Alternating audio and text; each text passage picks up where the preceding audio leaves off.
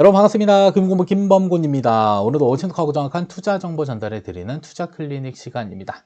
이번 시간 주제는 2025년도 금융투자 소득세가 폐지되지 않는다라고 한다면 결국에는 1월 1일 기준부터는 이제 금융투자 소득세가 시행된다라고 보시면 되겠고요. 자, 이러한 금투세가 시행되게 되면 이제는 배당소득에도 금투세가 적용되는지 여부, 혹은 국내 주식과 채권, 펀드, ETF 등을 투자해서 발생되는 모든 이익에 대해서는 앞으로 어떠한 세금 체계로 과세되는지 이번 시간 영상에서 금융투자 소득세와 관련된 모든 내용들 같이 한번 총정리 진행을 해보는 그런 시간 가져보도록 하겠습니다. 자, 그러면 본론 들어가기 앞서 여러분들 구독, 좋아요 하나씩 눌러주시고 이번 시간 영상 끝까지 시청해 주시면 감사하겠습니다. 자, 먼저 첫 번째로 살펴볼 것은 금융투자 소득의 개념인데요. 자, 우리가 저축한다, 투자한다 이런 표현들 많이 사용하는데, 자, 저축이라고 하는 것은 원금 손실 가능성이 없는 것, 투자는 원금 손실 가능성이 있는 것입니다. 자, 따라서 투자 소득이라고 하는 것은 결국에는 원금 손실 가능성이 있는 금융상품들을 선택을 해요. 그래서 주식 투자, 채권 투자, 펀드, 파생상품 등의 투자로 인해서 발생되는 모든 이익에 대한 부분들을 금융투자 소득으로 보는 것이고요. 앞으로는 이러한 금융투자 소득에서 발생되는 이익에 대해서는 이제 금융투자 소득세를 과세하겠다라는 게 기본적인 내용으로 보실 수가 있습니다. 자, 그러면 이자와 배당 소득에 대해서는 금융투자 소득에 포함될까요? 라는 부분인데, 자, 일단 배당 소득의 경우는 배당 소득세가 과세되는 것은 동일하고요. 이자 소득에 대해서도 이자 소득세가 과세되는 것은 동일하고, 이자와 배당 소득을 합산하면 금융소득이고, 금융소득이 2천만 원을 초과하면 금융소득 종합과세에 해당되는 이러한 내용들에 대해 변화는 없습니다. 다만 금융투자소득이라고 하는 건 이러한 주식과 채권, 펀드, 파생상품 등의 모든 이익이 아니고요. 매매 차익에서 발생되는 그러한 이익에 대해서는 이제는 모두 다 세금을 과세하겠다라는 내용으로 여러분들이 개념을 정리를 해주셔야 됩니다. 따라서 이자와 배당소득에 대해서는 금융투자소득세가 적용되는 것은 아니고요. 다양한 투자 상품들을 통해서 발생되는 매매 차익에 대한 이익에 대해서는 이제는 비과세 이런 게 없습니다. 그냥 몽땅 다 세금을 과세할 수 있다. 이렇게 생각을 해주셔야 됩니다. 자, 그러면 금융투자소득의 범위는 주식의 매매 차익, 펀드의 매매 차익, 그리고 ELS 선물 옵션 등 파생상품 등의 이익을 모두 다 금융투자소득으로 보는 것이고요. 자, 그러면 주식의 매매 차익은 뭐 상장주식, 비상장주식 등이 있고, 근데 대표적으로 국내 소액주주가 국내 주식을 가지고요. 만약에 매매 차익이 발생됐다라고 한다면 현행세법상에는 비과세가 되는 것인데, 자, 앞으로는 금융투자소득세가 시행되게 되면 이러한 비과세 소득에 대한 부분들도 모두 다 금융투자소득으로 과세되는 부분들이 있고요.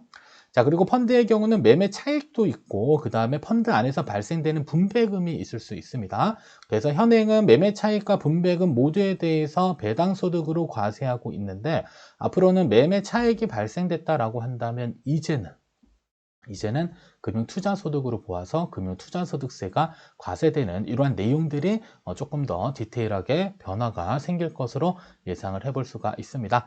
그리고 파생상품과 관련돼서 뭐 ELS, ELW, 뭐 파생상품 거래 이익에 대한 모든 것들도 마찬가지로 금융투자소득세와 관련된 부분들로 이제는 과세체계가 변경된다라는 사실을 알고 계실 필요가 있습니다. 자, 따라서 금융투자소득세가 시행되게 되면요. 자, 국내 주식과 국내 주식형 ETF의 경우는 매매 차익에 대해선 세금이 없었습니다. 비과세였는데 이제는 금융투자소득세가 과세된다라고 알고 계시면 되겠고요. 자, 그리고 국내 주식형 펀드에도 마찬가지로 매매 차익에 대해서는 원래대로라면 세금이 없습니다만 이제는 금융투자소득세가 과세되는 부분으로 생각을 해주시면 되겠습니다. 다만 금융투자소득세가 과세된다 하더라도 모든 소득에 대해서 100%다 세금을 묻는 것은 아니고요. 5천만 원에 대한 공제를 적용해 주고 있기 때문에 5천만 원 초과하는 발생된 이익이 생겼다라고 한다면 이제는 금융투자소득세와 관련된 부분에 대해서 세금을 묻는다라고 생각을 해주실 필요가 있습니다. 자, 그러면 금융투자소득세의 유일한 장점이다라고 본다면 손익통산 기능이 생깁니다. 그래서 금융투자 상품들을 이용하다 보면 이익도 생길 수 있고 손실도 생길 수 있잖아요. 그래서 이익과 손실을 통산해서 발생되는 순이익에 대해서 과세하는 부분들로 볼 수가 있을 것 같고요.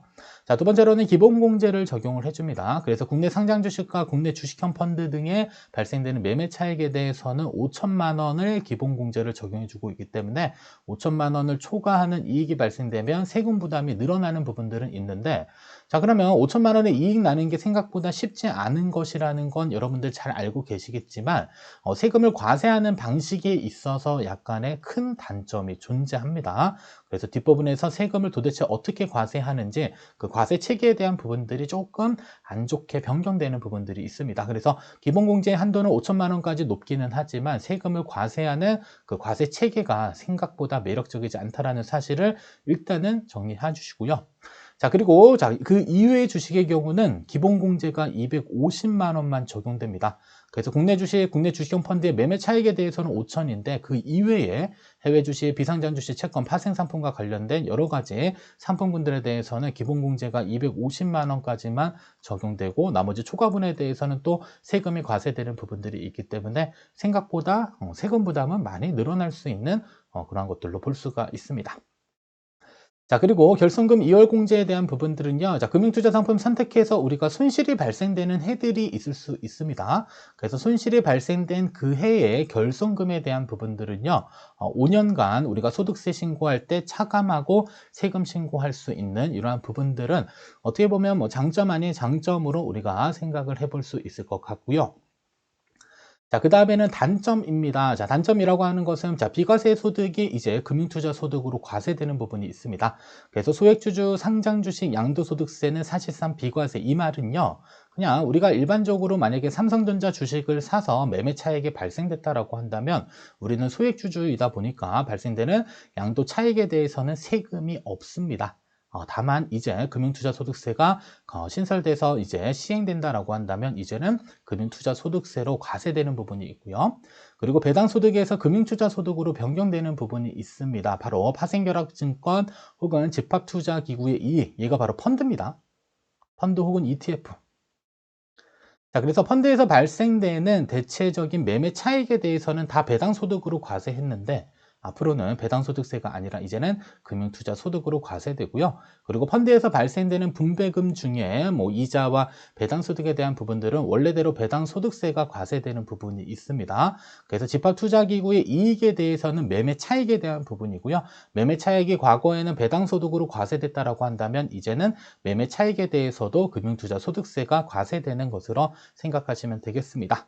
자, 그리고 주식 양도소득세와 관련된 부분들, 대주주 상장 주식 이러한 경우에는 우리가 기본적으로 양도소득세가 과세됐는데 이제는 양도소득세가 과세되는 게 아니라 금융투자소득세로 과세되는 부분들로 신설됐다. 이렇게 정리를 해볼 수가 있을 것 같습니다. 그래서 세금이 없던 곳에 세금이 생기고 양도소득세가 과세됐던 이러한 금융투자 상품에 대해서도 이제는 금융투자소득세로 과세되는 내용으로 해석을 해볼 수가 있습니다.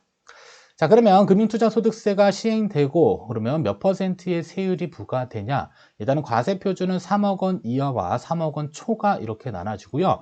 과세표준은 금융투자에서 발생된 소득에서 결손금은 차감을 해줍니다.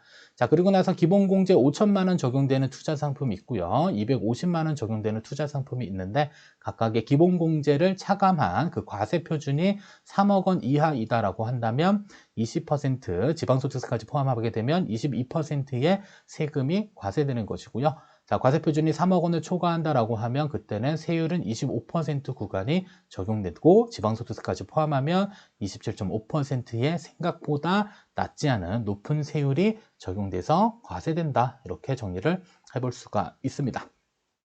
자, 그러면 과세 방법에 대한 부분들 제가 최악이라고 써놨습니다. 정말 최악인데 자, 일단은 대체적으로 금융회사를 통한 소득이 발생될 것으로 예상을 합니다. 우리가 뭐 주식 투자를 한다든지 다양한 투자 상품들을 이용할 때 대체적으로 금융회사를 통한 소득이 발생이 되고요. 자, 그러면 여기서 발생된 이익에 대한 부분들은요. 앞으로는 반기별로 금융회사에서 원청징수 의무가 생깁니다. 이 말은 뭐냐면 발생되는 이익에 대해서 몇 퍼센트, 22%의 세금을 미리 떼간다라는 겁니다. 자, 그러면 우리가 5천만 원까지는 세금이 없는 것으로 알고 있지만 세금을 떼간 게 만약에 22%들이 계속적으로 누적되고 내가 연 단위로 5천만 원 이하의 세금이 발생됐다라고 한다면 사실상 소득세가 없다라고 보는 게 맞겠지만 현실은 일단 이익에서 22%의 세금을 떼가고 5천만 원 이하의 소득이 발생됐다라고 한다면 다음 연도에 환급 신청을 통해서 이미 차감한 세금을 돌려받게 되는 이러한 구조가 발생됩니다. 그래서 세금을 차감을 해가기 때문에 우리가 투자 자금에 있어서는 22%만큼은 발생되는 이익에 대해서 어떻게 보면 재투자할 수 있는 그러한 금액들이 상당 부분 낮아진다라고 볼 수 있는 부분인데요. 자, 그러면 조금 더 구체적으로 보시게 되면 이익이 생기면 일단 세금을 떼갑니다. 몇 퍼센트? 22%. 자, 그러면 종합소득세 신고기간에 5천만 원 이하의 수익이 발생됐으니 원천징수한 세금은 언제? 환급 신고를 통해서 번거롭게 나중에 돌려받아야 돼요.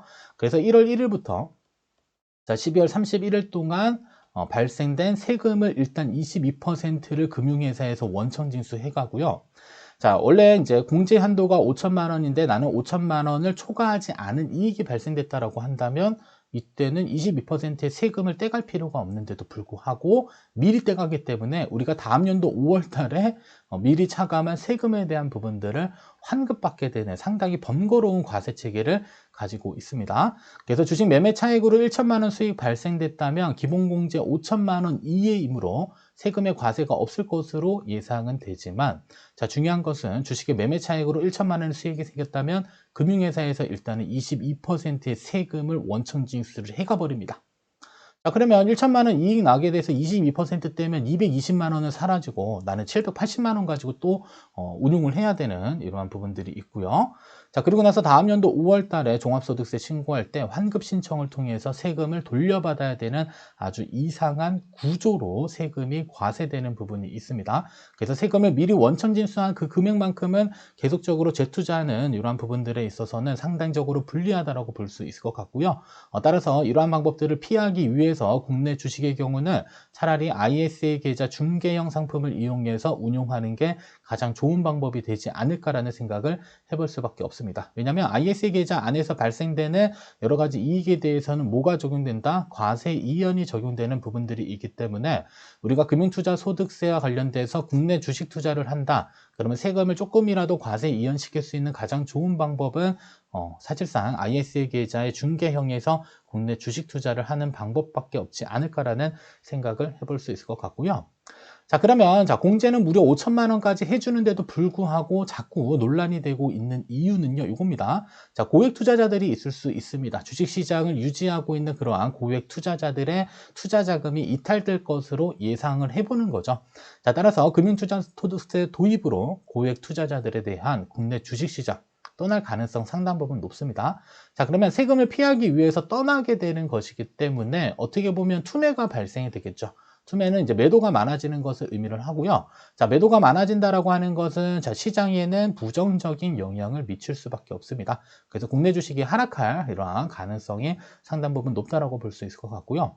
자, 그리고 부담 불균형과 관련돼서는 주로 개인 투자자들에게만 금융투자 소득세를 적용하고 있고 기관과 외국인에 대해서는 적용되지 않는 부분들이 있기 때문에 사실상 개인 투자자들의 이익을 어떻게 보면 뺏어가는 이러한 세금 체계를 가지고 있기 때문에 사실상 금융투자 소득세와 관련된 부분들에 많은 논란이 일어나고 있는 사실입니다.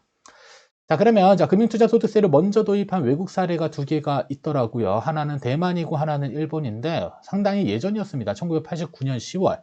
일본도 마찬가지로 1989년도였는데요. 자, 이러한 금융투자소득세 과세안이 발표되고 그리고 한 달 뒤 증시가 무려 40%가 급락했고요. 일본의 경우도 과세안이 시행된 이후 일본 주가는 60%까지 급락하는 이러한 현상들이 발생이 됐습니다. 따라서 우리나라도 일단은 시행이 예정되어 있지만 폐지와 관련돼서 더 이상의 이야기가 없다면 금융투자소득세가 확정되는 부분들이 있고요. 이러한 과거의 다른 나라들의 사례를 통해서 보았을 때도 우리나라 주식시장에 있어서는 어느 정도 조정이 생기지 않을까라는 부분들을 생각을 안 해볼 수는 없을 것 같습니다. 자, 결론입니다. 자, 찬성과 반대 의견이 많이 엇갈립니다. 원래대로라면 2023년도 1월에 시행되기로 했던 금투세가 2025년 1월로 지금 연기된 상태이고요. 최근에 뭐 시행된다, 안 된다, 뭐 정치적 이슈의 이제 시행 여부가 자꾸 불명확해지고 있고 폐지한다라는 정확한 발표가 없습니다. 따라서 이 정확한 발표가 발생되지 않는다 이러면 예정대로 시행될 것으로밖에 볼 수 없을 것 같습니다. 다만 최근에 금투세 폐지와 관련된 여러 가지 청원들이 증가하고 있는 추세이기 때문에 아직까지는 뉴스 기사에 조금 더 귀를 기울여야 될 필요가 있지 않을까라는 생각을 해볼 수 있을 것 같습니다. 자, 여기까지 시청해 주셔서 감사하고요. 여러분들 구독, 좋아요, 알림 설정, 금융공부 영상 제작에 큰 도움 됩니다. 이번 시간 영상 여기서 모두 마치도록 하겠습니다.